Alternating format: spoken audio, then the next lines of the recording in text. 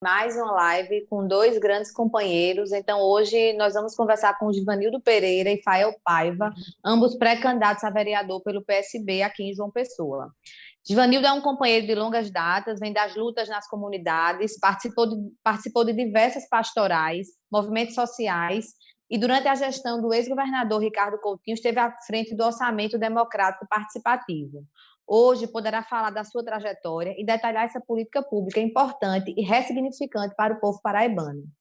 Fael Paiva é filho de agricultores, foi estudante da escola pública, fez teatro na UFPB, é ativo nas lutas pela política de categoria e cultura. Em 2019, Fael foi eleito diretor de cultura do Sindicato dos Carteiros e vem trabalhando e vem travando batalhas importantes em prol do povo, como a questão do aumento das passagens do transporte coletivo. Bom dia, meninos. É muito bom estar dialogando com vocês hoje.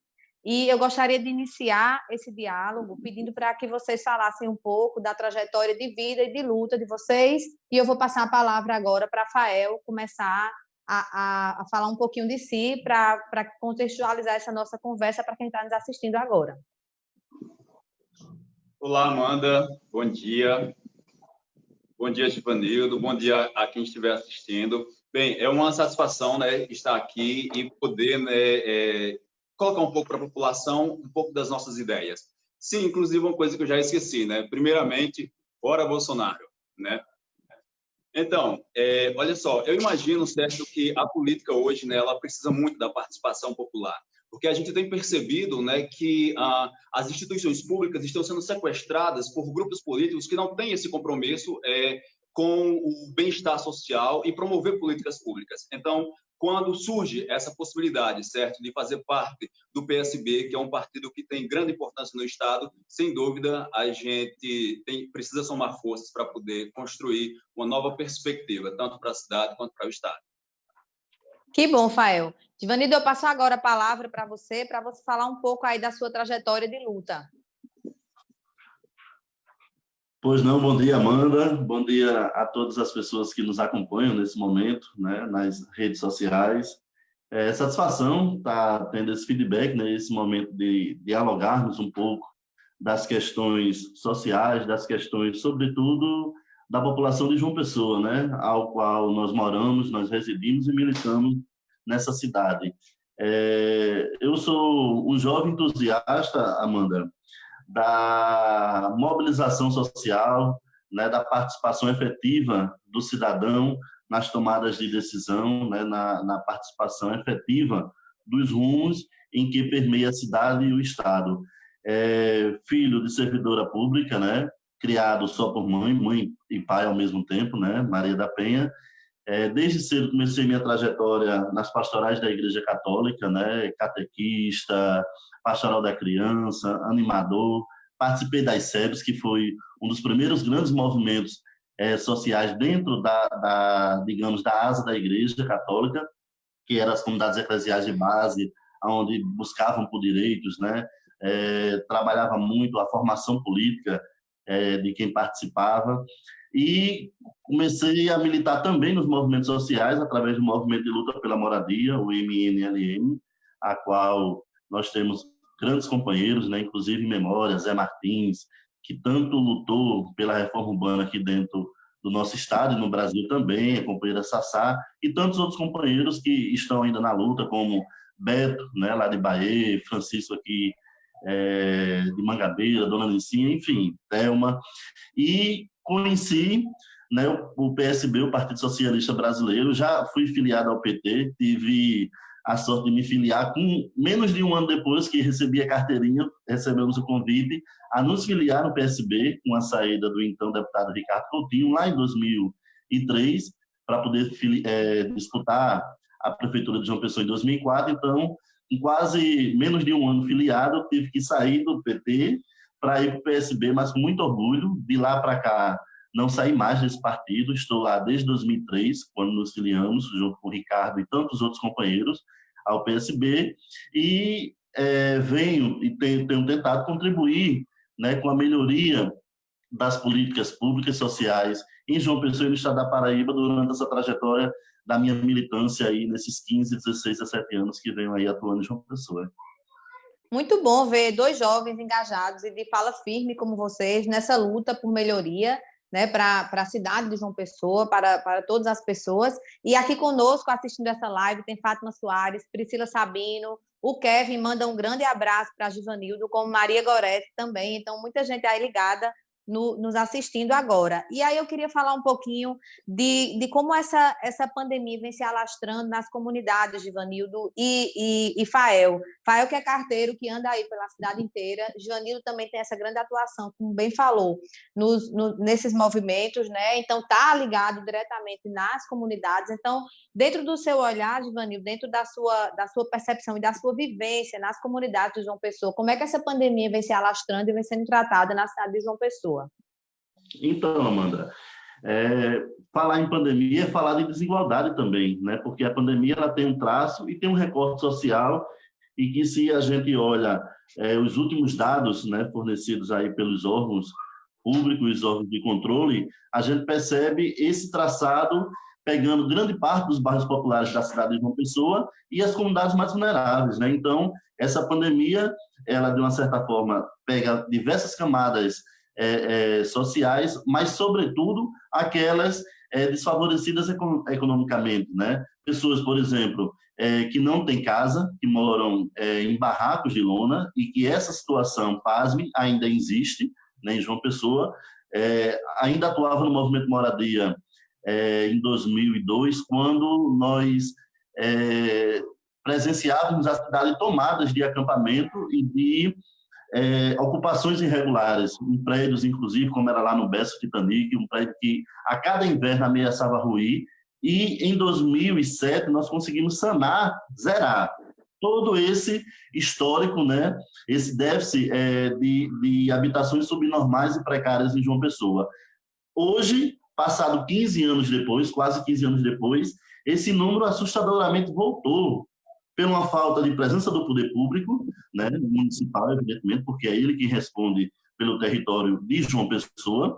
Né? Hoje nós temos 54, Amanda, 54 ocupações em João Pessoa. Aqui no Colinas mesmo, que é uma área fruto dessa política de habitação da era Lula e da gestão de Ricardo quanto prefeito, né, com mais de 1.300, só daquela época, habitações populares. Hoje temos só aqui 3 grandes ocupações, com mais, juntando todas, de 400 famílias vivendo em situação precária. Se você for no bairro dos Novais, temos lá uma ocupação com quase 200 famílias vivendo em situação precária. Então, com esse traçado, né, esse desenho na cidade, as pessoas estão muito mais vulneráveis a contrair o vírus pela falta de higiene, pela falta de condições de se manterem dentro de uma casa. Como é que vai fazer isolamento quem mora num barraco? Se um barraco é 6 metros quadrados, do lado, encostadozinho, é outro barraco. Então, não tem condição. Se um adoecer, todos os outros irão adoecer consequentemente. Então, é uma situação quanto tanto complexa, né, do ponto de vista das más condições de moradia, mas, sobretudo, da falta de intervenção, né, e de resolução do poder público, porque, se isso acontecesse, João Pessoa estaria em outro patamar. Já contaria, por exemplo, com 405 mortes, né, publicadas até ontem, sexta-feira, na cidade de João Pessoa. Então, isso é surreal, até, digamos, né, do ponto de vista dos mais pobres e dos mais vulneráveis, que estão padecendo, perdendo suas vidas, né, sequelas enormes sendo colocadas aí psicologicamente no seio da família, porque todos sabem que a Covid, quando vem e chega a óbito em um parente, você mal tem o direito de enterrar, de sepultar, de velar, tendo que sepultar nas carreiras, sem ter acesso, distante, enfim. E os transtornos disso a gente vai ter que encarar, né, por mais 5, mais 10 anos futuro, porque a pandemia, nós estamos vivendo ela, mas os reflexos dela vão continuar aí por, no mínimo, mais uma década, Amanda. Então, você vê a fala de Givanildo muito forte no sentido de mostrar que a pandemia está se alastrando nas comunidades e que ali existe uma desigualdade social enorme, existe um descaso do poder público para essas famílias, para essas pessoas. E é muito bom a gente ver tanta gente aqui ligada com a gente, escutando isso e podendo refletir sobre esses problemas, como o seu Edjânio, como o Jaime Potência, que está aqui parabenizando pelas palavras e pela live. Então, é bom que as pessoas possam disseminar esse conteúdo, né, a título de conscientização para para trazer essa problemática para ser dialogada e a gente tentar conseguir resolver. Fael, você como carteiro que anda aí a cidade inteira, tem seu trabalho nos movimentos e nas lutas por classe e muito forte também pela cultura, como é que você vê que essa pandemia está impactando esses setores aqui na cidade de João Pessoa? Amanda, há 10 anos, né, eu caminho por toda João Pessoa, exercendo a minha profissão de carteiro. E durante esse tempo, eu tive a oportunidade de conhecer vários bairros e as diferenças sociais que muitos deles têm, que todos eles têm, na verdade. Então, pude conhecer várias partes de Mangabeira, inclusive ali Cidade Verde. Eu acredito que andei por toda a Cidade Verde. Durante também esse tempo, tive a oportunidade de andar ali, como é que é? Aqui, uma comunidade que tem lá no Grotão, certo? Infelizmente, esqueci o nome da comunidade agora, lá. E também a Cidade Verde, lá no bairro das Indústrias. E o que que a gente vê, Amanda? A Covid-19, fator de risco para a Covid-19 é desigualdade social. Então, perceber, certo, que essas pessoas não têm o mínimo para sobreviver, então fica nítido que elas não vão ter qualquer recurso para poder conseguir uma máscara, um álcool gel e conseguir higienizar as mãos. Porque, olha só, caminhando nessas comunidades, você vê muito, certo, esgotos a céu aberto, né, e toda sorte de precariedade que a gente pode observar. Então, é o seguinte, olha só, e ainda sobre a questão, vamos dizer assim, trazendo para o campo profissional, tem uma frase aqui de Engels, certo, que é no livro A Situação da Classe Trabalhadora na Inglaterra, que nos remete bem a esse momento, Amanda, porque quem a gente vê que está morrendo são trabalhadores, certo? Então, olha só, quando a gente vê, né, que a reabertura do comércio, a volta do transporte público, certo? O aumento do índice de infectados, certo? E ainda o pior de tudo ainda, e o fechamento, sabe, dos hospitais de campanha, então isso nos acende um alerta, porque o risco de propagação da doença é muito alto e provavelmente esses trabalhadores que estão se expondo serão as grandes vítimas. Então, olha só, certo? Aqui no livro, certo? A Situação da Classe Trabalhadora na Inglaterra, certo? De Engels, na página 138, diz o seguinte: dadas as condições, essas que eu acabei de falar, tipo assim, trazendo para o momento atual, dadas tais condições, como esperar a classe mais pobre possa ser sadia e viva mais tempo? Que mais esperar, senão uma enorme mortalidade, epidemias permanentes e um progressivo enfraquecimento físico da população operária. E olha só, e ainda, vamos dizer assim, trazendo um pouco para os trabalhadores da cultura, como você colocou aí, esse setor foi o primeiro a parar. Foram os primeiros a parar. E provavelmente, Amanda, serão os últimos que retornarão, certo? Tem se feito aqui em João Pessoa várias campanhas sociais justamente com o objetivo de atender a essa demanda, tendo em vista que os poderes públicos, nesse momento que deveria estar junto, estão se ausentando. Muitos desses trabalhadores de cultura, Amanda, sequer têm o auxílio emergencial, certo? Agora foi sancionada a lei, certo? Aldir Blanc, certo? Se não me engano, aqui em João Pessoa também está tratando as Aberda Loca, certo? E esses profissionais vão precisar de auxílio para poder conseguir ter acesso a esses benefícios, a essas leis, né? E sobre a categoria de correio, Amanda, a gente vê, né, que, infelizmente, a gestão dos Correios, né, ela se alinha, né, à gestão pública federal, né, que no caso são as políticas públicas do Bolsonaro, que hoje quem está, certo, presidente dos Correios é o general Floriano Peixoto, que ele não tem, infelizmente, não tem respondido à altura, certo, para que os trabalhadores tenham um mínimo de EPIs capaz de torná-los menos suscetíveis à infecção, né? Porque então você chamando a atenção para a problemática que você vem falando, os trabalhadores dos Correios estão entregues, eles não estão tendo o efetivo, não estão recebendo dos Correios o efetivo tratamento com relação aos aconselhamentos da OMS. Olha só, Amanda, a gente tem EPIs deficitários, certo? Não temos recebido quantidade de EPIs, certo? Que nos permita exercer nossas profissões, o nosso trabalho de modo seguro, certo? Às vezes a gente recebe 1 ou 2 máscaras, algumas vezes de TNT, certo? Para poder trabalhar durante aquele dia, certo? E ainda outra coisa, aproximadamente, se eu não me engano, a empresa divulgou que aproximadamente 30% da categoria está afastada por pertencer ao grupo de risco. E muitos desses, né, estão tendo descontos nos seus contra-cheques por conta desse afastamento, como se a empresa ou como se o governo responsabilizasse essas pessoas pela questão pandêmica que a gente vive, certo? Inclusive, né, houve setores, Amanda, que houve uma disseminação muito grande nos setores, certo? Eu até chamei que foi contaminação em massa, porque foi tipo assim, em um dia um trabalhador apareceu com sintomas, certo? 2 ou 3 dias depois, 10 trabalhadores na unidade estavam infectados. Então, o risco de contaminação é muito alto. E a gente vê isso, né, acontecendo lá em Guarabira, Campina Grande, Mangabeira.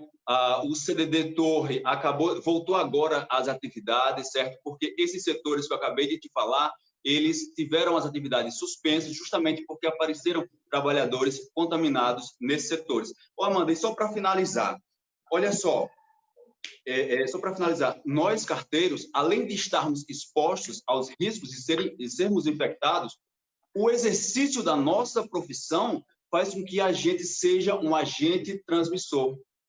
Sim. Certo? Nos coloca como vítima e possíveis disseminadores desse vírus. Então, por isso, a urgência, a necessidade, certo, de que a empresa se responsabilize por esses trabalhadores, porque a responsabilização dela pela saúde desse trabalhador vai implicar também, certo, que o vírus não se prolifere pelas comunidades, para outras pessoas, e que a gente não traga esse vírus para dentro da nossa própria casa. Gente, percebam, eu venho fazendo algumas reflexões nas minhas redes sociais, dizendo que o coronavírus, o buraco é mais embaixo, e a gente escuta a fala do Fael, falando da categoria dos trabalhadores do Correio, e a gente começa a perceber, né, que o problema é, de fato, muito grande, porque, como ele bem falou, é um trabalhador que, além dele estar podendo proliferar esse vírus no seu ambiente de trabalho, ele está andando pela cidade inteira e tendo contato com as pessoas, entregando essas correspondências, e sem o devido apoio, né, do órgão federal dos Correios, para que eles estejam trabalhando em segurança, porque também trata-se de um serviço essencial. Então, são muitas problemáticas dentro desta pandemia que vivemos agora. O Adriano está aqui nos assistindo, relembrando, Givanildo, a política do orçamento democrático participativo, uma grande política aqui no Estado. A Niédia Vieira, falando aqui muito bem do projeto socialista, e a Viviane também estão aqui conosco. Eu queria agora voltar para continuar com você, Fael, querendo saber a sua opinião com relação à questão do desemprego em João Pessoa e do auxílio emergencial, onde a gente vê uma desigualdade dessa que nós conhecemos e que vocês estão podendo relatar também, né? Que vocês estão podendo reafirmar dentro da realidade de vocês, dentro da realidade de trabalho de vocês. A gente vê uma quantidade de pessoas enormes necessitando do auxílio emergencial e sem conseguir ter acesso ao auxílio, ao passo que é divulgado na imprensa uma quantidade de pessoas enormes que não eram para estar recebendo esse auxílio e estão se apropriando indevidamente do auxílio emergencial, além da questão do desemprego que está margeando aí a base da pirâmide, que é exatamente os trabalhadores, a classe trabalhadora, sobretudo a classe que mais precisa, né, e está sendo a classe mais afetada. Então, como é que você está vendo essa questão, Fael? Amanda, olha só, seguinte, a gente vê, né, que, infelizmente, as legislações que estão sendo sancionadas, as MPs, né, que estão sendo emitidas, né, ao invés, vamos dizer, de resguardar o trabalhador, muitas vezes vem para penalizar, certo? A gente vê, né, se eu não me engano, o governo federal liberou, em média, 1.300 bilhões, certo, para poder auxiliar as grandes empresas privadas, diga-se de passagem, certo? E também, né, os banqueiros, né, os banqueiros. E à medida, né, como você também analisou, à medida que os trabalhadores, que são aqueles que realmente precisam, né, não têm a maior dificuldade do mundo para poder ter esse auxílio emergencial. E a gente vê, sabe, Amanda, que, por exemplo, esse 1 trilhão e 300 bilhões, né, que o governo federal liberou, né, para as grandes empresas e os banqueiros, se fosse, certo, revertido em auxílio emergencial para toda a classe trabalhadora, né, isso daria 2 anos de auxílio emergencial justamente para socorrer aqueles que precisam. Sabe por quê, Amanda? Porque a gente vê que esses trabalhadores que hoje estão passando por essa dificuldade e precisam desse auxílio são os mesmos trabalhadores, Amanda, que sustentaram e produziram toda a riqueza e os lucros que as grandes empresas têm. Aqui em João Pessoa não é diferente, certo? A gente vê o índice de desemprego aumentando, certo? As pequenas empresas que deveriam ser aquelas que deveriam ser atendidas estão sendo fechadas, certo? A gente vê a precarização de serviço, vamos dizer assim, infelizmente, o poder público não está se responsabilizando por esse trabalhador e ele, né, muitas das vezes, vamos dizer assim, né, está tendo que se expor ou procurar, né, medidas para poder sobreviver justamente por conta disso, por conta da ausência desse poder público. E, se eu não me engano, Amanda, a classe, o nível de desemprego no país alcançou 50% dos trabalhadores. E, infelizmente, aqui em João Pessoa, esse dado não é diferente, certo? São índices, de fato, alarmantes, Fael, e eu passo agora a palavra para Givanildo, para ele poder dialogar, né, explanar para a gente a perspectiva do auxílio emergencial, Givanildo, do desemprego, onde você vem transitando, né, na sua área de atuação. Como é que você está vendo isso lá, aqui nos bairros de João Pessoa? Então, Amanda, se a gente já não vivesse uma situação que não é confortável, né, antes da pandemia, porque vale lembrar o teto dos gastos, né, ainda no governo Temer que foi implementado, né, tanto na saúde quanto na educação, que efetivamente tem impacto em várias outras áreas. Né? A gente já estava num momento difícil, né, quanto nação, quanto Estado brasileiro, e aí já tinha, naquele momento, várias empresas fechando. Um exemplo disso foi o Shopping da Lagoa, né, não por ser o shopping, mas por lá abrigar diversos empreendimentos e pais de famílias que tinham seus negócios ali, né? Isso antes da pandemia. Durante a pandemia agora, e consequentemente pós-pandemia, nós temos aí diversos empreendimentos sendo fechados. Se você olha em toda a área periférica de João Pessoa, né, muitas portas estão sendo baixadas por conta da pandemia, né, pela falta de uma renda, né, de uma única renda que alguém tem em casa formal, que perdeu esse emprego com a pandemia, né? Então, são dias muito difíceis, né, para toda a população brasileira, sobretudo para aquelas comunidades e aqueles bairros mais vulneráveis, mais populares, né? Então, isso tem ocorrido de maneira desenfreada, né, notadamente em toda a cidade de João Pessoa. Aí vem um auxílio emergencial, que é o mínimo que o governo poderia fazer, né, da condição das pessoas minimamente comerem durante esse período, porque emprego já não tinha e passou a não ter mais, né, vários postos sendo fechados. A gente vê aí, ontem, por exemplo, eu assisti a live de Cida, nossa deputada, junto com o Gervásio, né, deputado federal, tratando sobre a precarização dos entregadores de aplicativo, né, os que levam as refeições, né, que nem sequer ter direito à alimentação eles têm, levando muitas vezes comida, e quando levam estão com fome, né, com condições precárias, subnormais, muitas vezes tendo que tirar do bolso para comprar sua bicicleta, comprar sua moto e mantê-la para poder trabalhar, inclusive, né, e cada vez mais precarizando, restando esses condições mínimas de trabalho, e aí as pessoas, melhor ter uma condição de trabalhar como empregador de aplicativo do que não ter nada, e se submetem a esses trabalhos tanto quanto escravos, né? Porque você entrar de 2 horas da tarde e sair de 2 horas da manhã fazendo entregas de comida, isso não existe, né? Existe aqui no Brasil, infelizmente.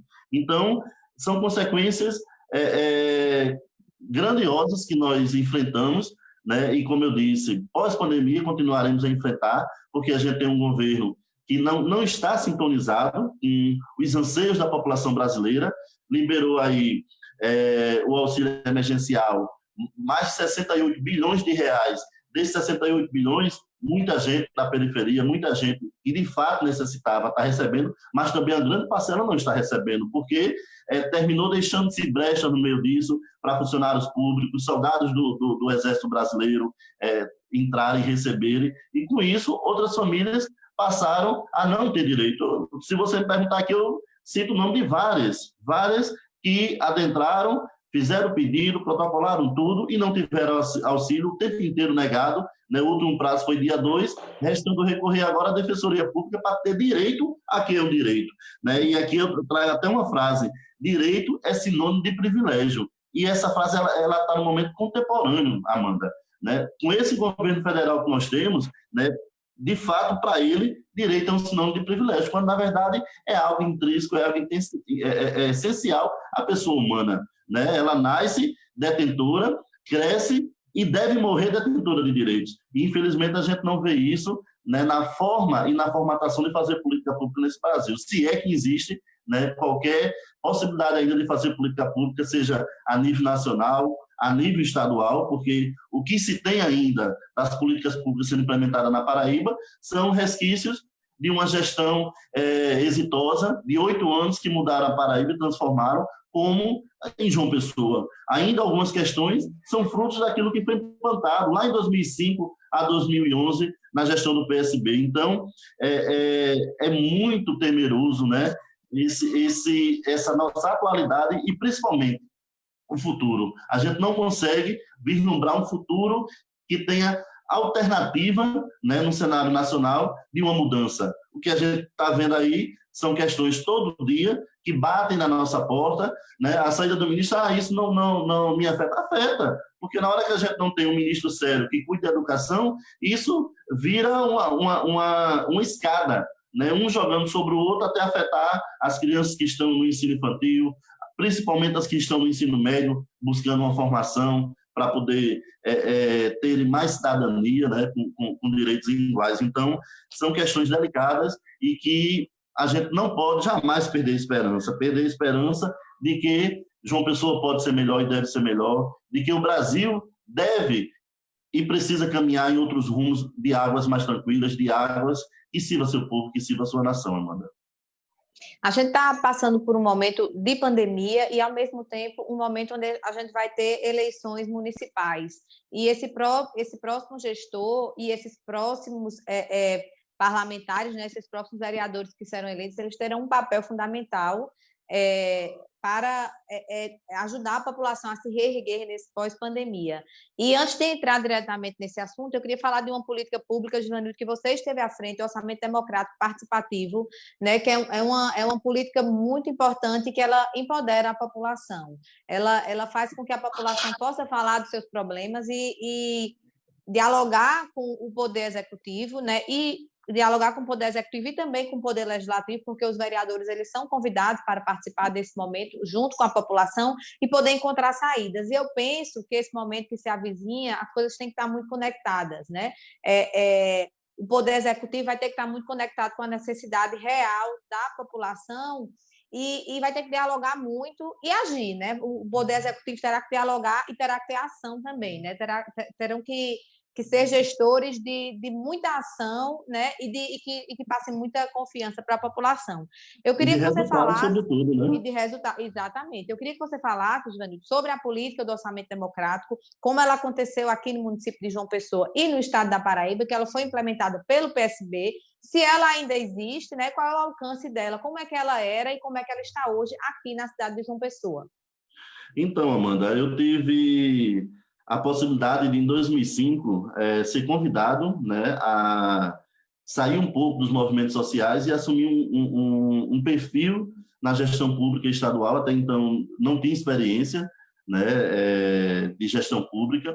e aí fomos convidados, né, desafiados a implantar um instrumento tão novo, né, e audacioso em João Pessoa, que até então João Pessoa não tinha nem conhecimento, nem noção de que ferramenta era essa, porque até então isso era algo vivo e existente lá no Rio Grande do Sul, né, nos governos do PT que lá implementaram, Tasso Genro à época, né, o orçamento participativo, e aqui em 2005 nós tivemos a condição de implantar o orçamento democrático municipal, né, responsável por tamanhas transformações que João Pessoa viveu.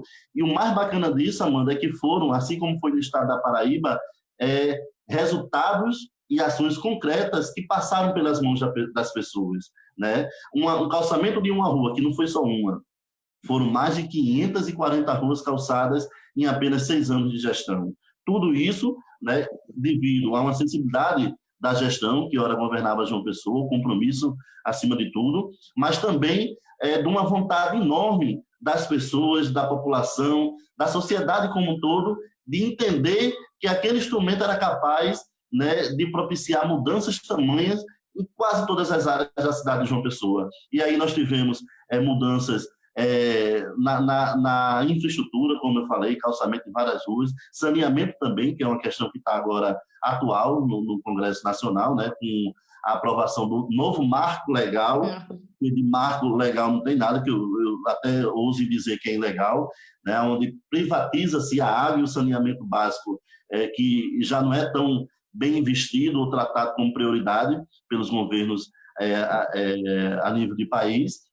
E tivemos construções e intervenções em praças, né, no traçado urbanístico da cidade, várias escolas municipais e CREIs, Centro de Referência da Educação Infantil, sendo construídas, conjuntos habitacionais diversos, tudo isso tendo a digital da população, tendo a efetiva participação de seu Pedro, lá da barraca do Grotão, por exemplo, um simples morador que nunca teve mandato, que nunca foi chamado a perguntar: seu Pedro, o que há de melhor para ser feito no Grotão? Porque seu Pedro tem lá quase 90 anos, mora no Grotão há mais de 40, conhece mais do que ninguém a essência e a necessidade do bairro do Grotão, como o Fael aqui lembrou, a comunidade do Arame, né, dentro do Grotão, a vizinha Maria de Nazaré, comunidades essas, Amanda, que eu passei minha vida inteira andando, com muito orgulho, e ando de cabeça erguida, passei minha adolescência inteira, né, trabalhando e sendo criado por uma mãe solteira dentro da comunidade Bola na Rede, lá no bairro dos Novais, né, tendo vários amigos perdidos para as drogas, porque achavam nessas portas o caminho mais fácil, né, então se desviavam, e eu tive a condição e sempre tive essa esperança iluminando o meu caminho, que é preciso crer e construir um amanhã melhor. E aí o orçamento democrático mudou radicalmente de João Pessoa, e radicalmente para melhor, né? Hoje, a quem você perguntar, qualquer popular, de canto a canto dessa cidade, como é que é o orçamento democrático de hoje, o participativo? Ele é igual ao democrático quando o Ricardo implantou? As pessoas vão dizer não. A gente era chamado e votava, priorizava as ações, e o melhor de tudo, a gente viu o resultado. Né? Com um ano e 6 meses, 2 anos no máximo, estava lá a obra sendo executada, e depois a prefeitura vindo atrás da gente, chamar para prestar conta e dizer: vamos inaugurar. Se vocês pediram, cabe a vocês também participar da inauguração, porque vocês também são pais dessa obra. Né? Então, a gente viveu esses 6 anos de muita transformação em João Pessoa. Pena que hoje, né, mudaram de nome, tiraram de orçamento democrático, que é uma opção, né, mas que pelo menos respeitasse a essência do instrumento, que não respeita. Se você olhar o prefeito ao longo desses 8 anos, quase 8 anos, se ele foi em 4 plenárias do orçamento participativo, foram muitas. Então, que compromisso de gestor é esse que você, ao menos, não vai numa plenária, que é anual, dialogar com a população, que é quem paga, né, as contas do município, que é quem banca as obras e as realizações da cidade. E puxando para o Estado, eu tive a honra, né, e o prazer de, em 2011, compor a equipe comandada por Ana Paula Almeida, né, na gestão de Ricardo Coutinho, como governador. Fui assessor técnico, andava nos territórios acompanhando o trabalho dos articuladores e articuladoras no estado da Paraíba inteiro, inclusive junto com o Adriano, companheiro valoroso, e que em 2015 eu tive a condição né, devido a essa militância, ao conhecimento, que é algo que é intrínseco, não tem como você passar tanto tempo militando em uma área e você não absorver, você não aprender e chegar a hora de colocar em prática. Em 2015, eu tive a condição de ser alçado, né, pela uma avaliação do governador reeleito, né, em 2014, e em 2015 eu fui compor o time, né, ao qual você também veio, eu acho que em 2016, né, quando secretária de empreendedorismo, do Empreender Paraíba, outro grande percussor das mudanças que a Paraíba viveu, e também João Pessoa, né, que também mudaram de nome para o Banco do Povo, o que era Empreender de João Pessoa, mudaram para o Banco do Povo, o dinheiro caiu, os investimentos já não foram mais o mesmo, e aí, voltando para o orçamento democrático, em 2015 eu passei a coordenar, né, esse instrumento que eu digo, sem medo de errar, Amanda, grandioso, auspicioso e tão transformador que é o orçamento democrático, né? Mudou diversas realidades, comunidades rurais, comunidades quilombolas, lá distante, que nunca sonhavam que um dia teriam uma obra ou a presença de um governador lá, como Comunidade das Antas, né, o Quilombo do Matão, tantos de Oitis, como o próprio governador Ricardo à época foi inaugurar lá um abastecimento d'água, e aí foram realidades que foram traçadas e vistas, né? O poder central do Estado, que era em João Pessoa, passou a não só investir, como também andar em todo o estado da Paraíba, independente se era cidade, zona rural, se era distante, se era estrada de terra, como, por exemplo, nós fomos lançar e inaugurar a barragem Pedra Lisa, lá em Imaculada, no distrito de Palmeira, quase 40 quilômetros da cidade, numa estrada de terra, né, descendo montanhas, e está lá uma barragem hoje linda, servindo a toda aquela população de Imaculada, na região de Princesa Isabel. E aí, Amanda, são muitas histórias positivas, concretas, de mudança de transformações, que estão na cabeça não só minha, mas de muita gente. Foram mais de 5 mil conselheiros que passaram pelo orçamento democrático desde a sua implantação. Foram para mais de 300 mil pessoas que participaram de todas as audiências de 2011 a 2018, e os resultados a gente está aí para comprovar e ver, e não há gestões que venham depois de Ricardo que consiga pagar, porque está na cabeça das pessoas, né? Está em cada canto as obras, seja aí o Hospital Metropolitano, que eu tive o prazer de estar lá recentemente, né, por uma questão de uma saúde de uma familiar, uma parente, né, e que lá aquela obra foi algo pedido pelo orçamento democrático, né, e a população, os conselheiros foram lá, verificar a obra, inauguraram junto com o governador Ricardo a obra. Então, não tem como apagar, porque são obras que estão espalhadas em todo o estado, seja ela na área da educação, na área da saúde, na área das estradas, na área do abastecimento, enfim, em todas as áreas que a Paraíba possa vislumbrar e principalmente ter na memória esses grandes feitos que foram frutos de uma gestão exitosa, mas, acima de tudo, comprometida com o bem-estar da população e, sobretudo, com a participação efetiva das pessoas, Amanda.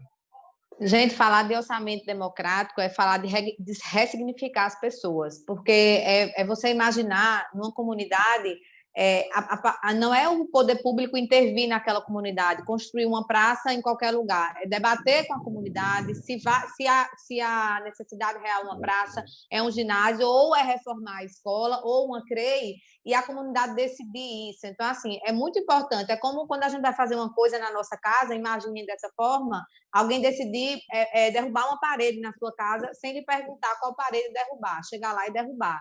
E o orçamento democrático ele serve para isso, para o poder público não sair invadindo as comunidades de qualquer forma, fazendo qualquer intervenção.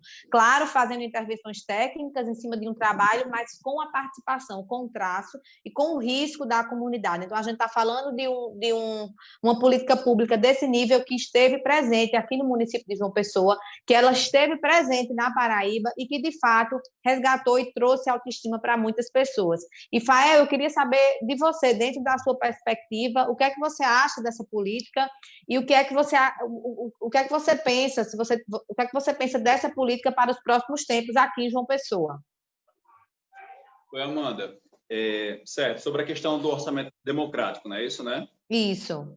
Amanda, olha só, o orçamento democrático é uma ferramenta imprescindível para saber justamente que medidas devem ser adotadas, né? Porque, olha só, para que a gente possa saber o que aquela comunidade está precisando ou que recurso deve ser aplicado e onde ele deve ser feito, isso, sem dúvida, tem que ser feito, né, a questão da investigação, dessa consulta. Inclusive, Amanda, eu gostaria de lembrar aqui que eu fiz parte do Orçamento Popular Democrático em 2005, eu acho, no ano de Ricardo Coutinho, né, onde eu tive a oportunidade de ser, como é que é o nome? Conselheiro. Delegado do Orçamento Popular Muito bom. Democrático. Sabe, Amanda? Eu dei uma lida aqui em alguns comentários, sabe? E eu acho que traz bem para isso que a gente está conversando aqui agora. Porque agora eu não encontrei ali no chat ali. Mas tem alguém perguntando, né, que seriam as medidas, vamos dizer assim, de trabalho ou como socorrer os trabalhadores no pós-pandemia. Olha só, aí por que, né, a questão do orçamento popular? Justamente para poder conversar com esses trabalhadores, para saber a realidade deles, justamente juntamente com ele, né, promover a implementação das políticas que forem recomendadas, solicitadas ou construídas nesse espaço. E olha só, o que a gente vê, Amanda? A contemporaneidade, né, cresce muito o uso de robôs em substituindo os seres humanos, né? Então, uma atividade que, digamos assim, 10 pessoas precisariam fazer, um robô faz, né? Ou seja, então, será um robô, né, que vai gerar o desemprego para 10 trabalhadores. Então, eu imagino, certo, que deve ser discutido, Amanda, que inclusive já é uma conversa bem antiga, que é justamente isso que está sendo implementado agora, que é o auxílio emergencial, a renda básica, né? Justamente para poder socorrer esse trabalhador. Aí, né, você pode até perguntar, mas, Fael, como é que a gente de onde que vai tirar todo esse recurso para poder, né, auxiliar esses trabalhadores? Bem, olha, Amanda, como eu falei aqui no início da conversa, um robô, Amanda, ele vai substituir 10 pessoas. Então, aquela empresa que ia ter o gasto com 10 trabalhadores vai ter a manutenção de apenas um robô que não vai precisar de todas as... que não tem uma legislação que regulamente, que não tem impostos que incidem, que não tem nada. Então, eu imagino, Amanda, que uma medida, vamos dizer assim, até para poder auxiliar a questão dos trabalhadores, seria taxar impostos sobre o uso de robôs. Porque, como eu te falei, um robô substitui 10 trabalhadores. Então, tipo, se esse robô vai estar lá substituindo 10 trabalhadores, então que seja desenvolvido um fundo, certo, que venha para justamente auxiliar esses trabalhadores. Eu consegui me fazer ser claro, consegui me fazer entender. Existem algumas PLs tramitando com relação à taxação às grandes fortunas, que eu não sei se é a isso que você está querendo se referir, mas existe alguns projetos de lei tramitando, inclusive tem um que é de um deputado do PSB de Pernambuco, de um deputado federal, que ele trata da taxação às grandes fortunas para que, a partir dessa taxação, se consiga fazer um auxílio emergencial permanente, né? Que é algo que é necessário aqui para o nosso país, para que a gente possa diminuir o tamanho dessa desigualdade social, para que as pessoas possam ter uma renda mínima que possa ser até maior que R$600, né, para que todo mundo tenha o mínimo de direito, pelo menos até o básico. Então, existe alguns projetos tramitando. O deputado, acho que é o deputado Danilo, do PSB de Pernambuco, é um projeto muito bom, ele trata isso de forma muito, muito clara. Depois eu posso até compartilhar isso com você, acho que você está falando algo em torno disso, né? Algo acerca disso. Amanda, não, justamente, pronto, realmente, tem a questão de taxar as grandes fortunas, que realmente isso aí é uma forma de conseguir esses auxílios, mas o que eu estou falando mesmo é realmente, certo, a taxação sobre os robôs, sobre o uso dos robôs. Sabe por quê, Amanda? Porque, olha só, e aí, Amanda, é onde vem, vamos dizer assim, a importância dos poderes públicos, certo? Porque, olha só, como eu te falei, o robô ele vai estar ocupando, certo? E vai estar ocupando 10 postos de trabalho, gerando a mesma riqueza, certo? E vai deixar 10 pessoas desempregadas, certo? E por que que o poder público tem que começar a olhar para taxar esses robôs? Sabe por quê, Amanda? Porque, olha só, a internet e essa tecnologia que a gente utiliza hoje, Amanda, tudo foi desenvolvido por funcionários públicos, com recursos públicos, e que foi disponibilizado para o capital, para a iniciativa privada, que hoje arrecada bilhões, trilhões, e não devolve isso para a sociedade. Porque você pode ver, Amanda, que nós crescemos muito, certo, em tecnologia, certo? E essas grandes fortunas e todos esses recursos estão ficando nas mãos de poucas pessoas. Então, o que eu estou falando mesmo é taxar, certo, o robô mesmo. Compreendo. Porque... Você tá tentando desenvolver uma tese, né? E que é interessante que ela seja estudada e aprimorada para a gente enxergar as viabilidades disso. Fael, a gente está chegando na parte final da nossa live. Muito bom dialogar com você e com o Givanildo, duas pessoas super capazes, vozes de fato ativas, pessoas para frente e empoderadas, né? Então, partindo desse princípio, eu queria saber por que você decidiu colocar seu nome à disposição, ser um pré-candidato a vereador em João Pessoa e de que forma essa sua propositura pode, num pós-pandemia, ajudar a cidade a sair de todos esses problemas que a gente passou por aqui, que a gente conseguiu conversar aqui durante essa live e que ainda existem outros ainda, a gente conseguiu dialogar sobre alguns. Então, eu queria que você falasse aí para quem está ouvindo agora o porquê é Fael e por que Fael está se colocando à disposição e como Fael pode ajudar a gente a sair dessa situação, caso ele consiga chegar lá, né?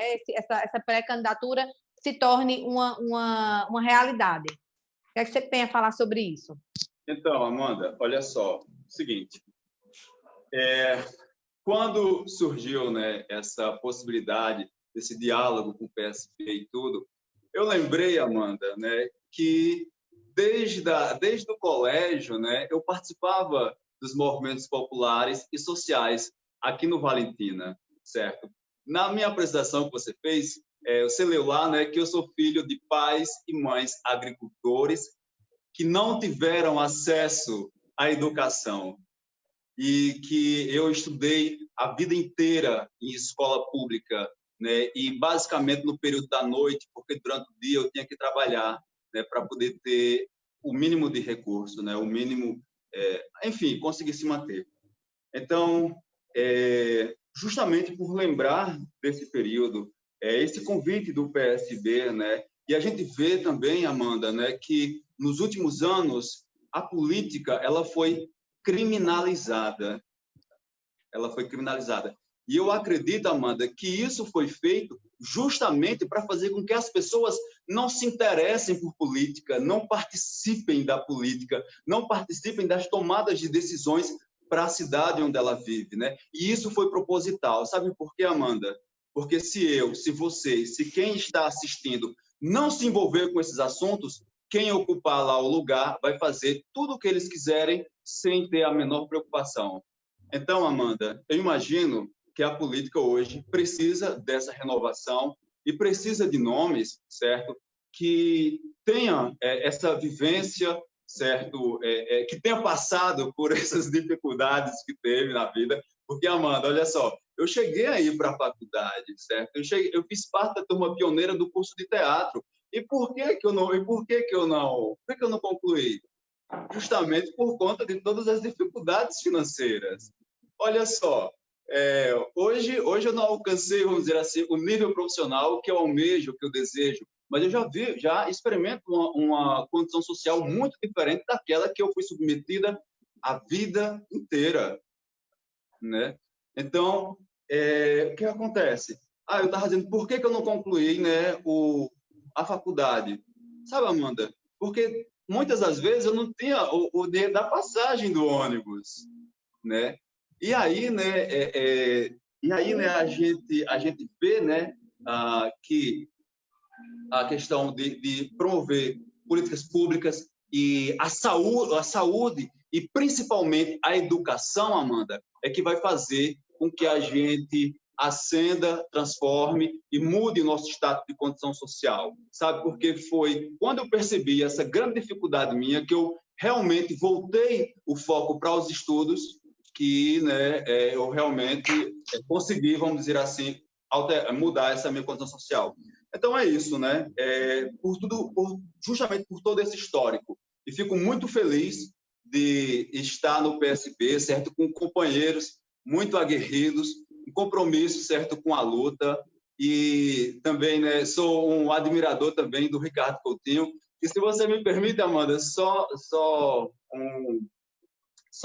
para concluir, o seguinte, olha só, ainda dentro daquele processo de criminalização da política, né, a gente vê todo o show midiático, né, que foi feito para tentar contra Ricardo Coutinho, né? Tudo isso. E sabe, Amanda, e no momento que eu vi isso começando, sabe o que eu lembrei? Velho, estão fazendo a mesma coisa que fizeram com Lula, sabe? Justamente para poder tirar essas lideranças, certo? Que são as lideranças capazes de fazer a transformação social. E, infelizmente, a direita não tem esse compromisso. Então, e não tem esse compromisso. E o que elas vão fazer é justamente tentar tirar esses grandes nomes que vai promover essas mudanças. É isso aí, obrigado. Fael, muito bom a sua fala e você mostrar que você vem de uma trajetória de luta, de superação e que quer levar isso para esse trabalho, para esse seu projeto. Eu queria dizer que a Socorro Lopes passou aqui com a gente, e a Anália, ela relembra todo o trabalho do companheiro Ricardo Coutinho à frente da Prefeitura e do Estado. A Alice manda um abraço para o Givanildo, e o Rayan está aqui conosco também, vendo a live toda, elogiando vocês dois, falando do altíssimo nível de vocês dois. É muito bom ter as pessoas aqui sempre interagindo conosco. Givanildo, eu passo agora a palavra para você dizer por que decidiu se tornar um pré-candidato a vereador aqui no município de João Pessoa e o que é que você pode contribuir nesse pós-pandemia aqui para a cidade de João Pessoa. Então, Amanda, primeiro dizer que essa não é uma vontade pessoal, particular, de ter um mandato de vereador. Eu não sonhei com isso desde criancinha. Esse é um desejo de várias pessoas, de vários populares, que vê em mim, em nosso nome, uma condição de representação e de, sobretudo, de representação de várias camadas populares, até então desassistidas ou distante do olhar do poder público, né, de atuação no Parlamento Municipal de João Pessoa. E aí, qual o compromisso? Primeiramente, com o meio popular. Eu sou fruto dele, eu sou do meio dele, né, do segmento popular, e eu tenho um compromisso de vida, né, não é um compromisso de um mandato, é um compromisso de vida fortemente com o meio popular, a qual eu represento, buscarei representar, né, na minha mais profunda condição, né, e no enfrentamento à pandemia, e aí a gente tratava das desigualdades sociais, qual o nosso compromisso, que não deve ser nem apenas de Givanildo, mas de todo o estadista, assim como o Ricardo é, de todo progressista deve ser, né, combater desigualdades. E como é que se combate as desigualdades? Né? Fortalecendo os serviços estatais, lutando contra esse governo fascista que aí está, né, buscando diluir o que há de políticas ainda a nível nacional, fortalecer os serviços de assistência social, como bem milita e disse a professora Cida Ramos, que é inclusive uma técnica da área, né, a ex-secretária Neide Nunes, que também é uma pessoa da área que entende, né, fazer com que legislar no âmbito, né, porque vale entender que não é função do vereador executar, o vereador está lá para legislar, cobrar do executivo, e se tem um executivo parceiro, e tomara que nós tenhamos um mandato e um executivo parceiro, uma prefeitura que dialogue o mesmo pensamento, o mesmo molde de projeto, que a gente possa fortalecer a função social da terra para diminuir as desigualdades. Buscar implementar a justiça social, isso é fundamental para que essas desigualdades elas se equilibrem, né, e a gente tenha uma cidade mais sustentável, mais com condições de acolher os seus filhos, os pessoais. Né? A reforma urbana era fundamental. Ricardo, inclusive, iniciou lá na comunidade Maria de Nazaré, em Brotão, que foi parada pela gestão municipal, né? Na condição das pessoas morarem ali, deixar de ter beco para ter ruas, deixar de ter casebre para ter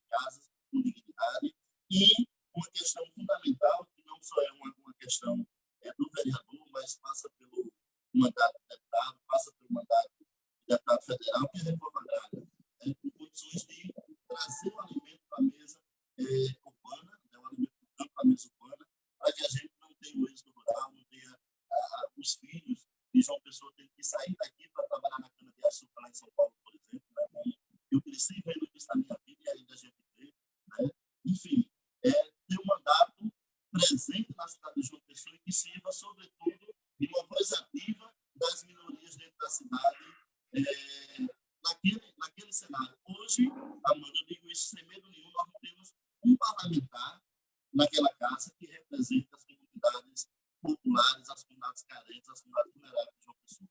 Nenhum deles. Tem até mandatos, que eu não vou aqui generalizar, que tem compromissos com lutas, com causas, mas que efetivamente não tem um parlamentar ali que tenha a sua origem popular, que tenha o seu pé no meio popular, buscando fazer com que esse cenário seja visibilizado na Câmara Municipal de João Pessoa. E aí gostaria de terminar, Amanda, com a frase da grande pensadora e escritora Cora Coralina: "Fiz a escalada da montanha da vida, removendo pedras e plantando flores. E tomara que essas flores sejam um grande jardim de geração que brotará em João Pessoa." Muito bom, Givanildo, muito bom, Fael, foi ótimo dialogar com vocês. Esse papo só mostra a força do PSB, a força das cabeças pensantes do PSB, de um projeto aí maravilhoso que está espalhado pela cidade de João Pessoa, está espalhado pelo estado, é real, está materializado e as pessoas sentem muita saudade disso. Então, cada fala dessa, eu tenho certeza que faz os corações baterem mais forte, faz todo mundo se arrepiar, relembrando tudo que João Pessoa já teve, que pode voltar a ter, né? Então, foi muito bom falar com vocês. Eu agradeço a quem esteve aqui nessa manhã de sábado, nos ouvindo, né? E deixo um grande beijo a todos. Até a próxima nossa live. As pautas estão sendo feitas com muito carinho, sempre trazendo debates que possam aí trazer ideias para a gente enfrentar esses problemas que acontecem agora e os futuros, né? Então, um grande beijo para vocês, Fael e Givanildo. Muito obrigada. E um grande beijo para quem esteve aqui conosco. Até a próxima live. Tchau, Givanildo. Tchau, Fael. Foi muito bom estar com vocês aqui. Tchau, Amanda. Obrigado. Tchau, Gil.